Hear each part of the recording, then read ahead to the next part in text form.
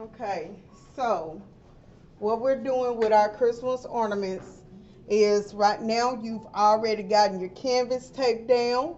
You have your music sheets and you have cut strips and gluing those strips down in a unique composition, not just laying the sheet down on the paper. Create a unique composition like you can see here that I've done. It's not all straight. I have some diagonal.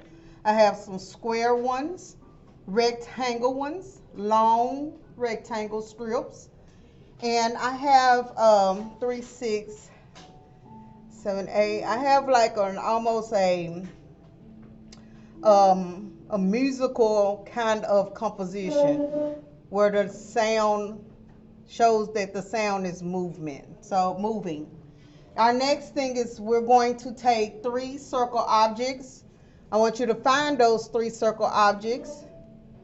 I have my 3: big, medium, and small. And we're going to trace circles on our canvas paper with the music strips already on there. And we're going to make sure that we, number one, follow the rubric for perspective, showing overlapping ornaments and showing some ornaments as they go further away, they get smaller. Also, there is a rule of numbers, and sometimes it might not be a rule, but we found that odd numbers work better in your composition. What are odd numbers? I know you know your high school students. Number 3, 5, 7, 9. Even numbers are like 2, 4, 6, 8, 10. So I want you to create an odd number of 3 or more instruments. Nope, I said 5 or more ornaments. Making sure that you create a rule of third composition. Let's think about rule of third and tangents. No ornament are you listening? Because when you draw this and it's wrong, you're going to be mad at yourself. Is this Just so. white? It's just primer. Um, It's white paint in the tub. in the box. Yeah. Do not. Let's talk about what a tangent is. A tangent is an object that touches each other. So, for example, if I drew these 2 ornaments here and I laid them both here and drew them next to each other and they touch like this, that's a tangent. That's a no-no. No ornament must touch. Can it overlap?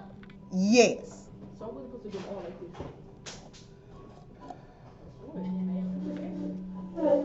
Then next, you are not to put an ornament coming off the corners.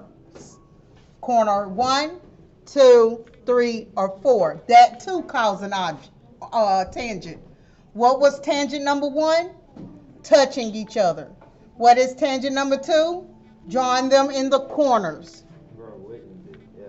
And so we are going to now, I like to put my first largest one in the 1/3 section. 1/3 here or 1/3 there. Never in the middle. So we're gonna make another street like that.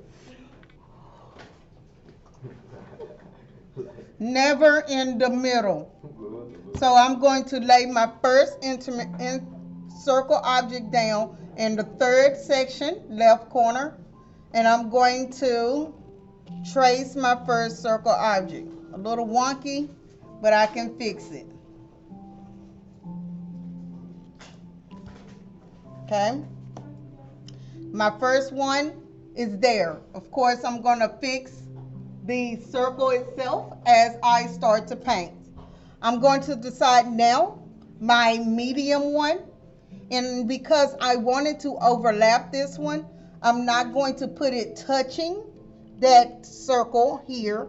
I'm going to put it sort of not in the middle of the big one, but coming off the edge.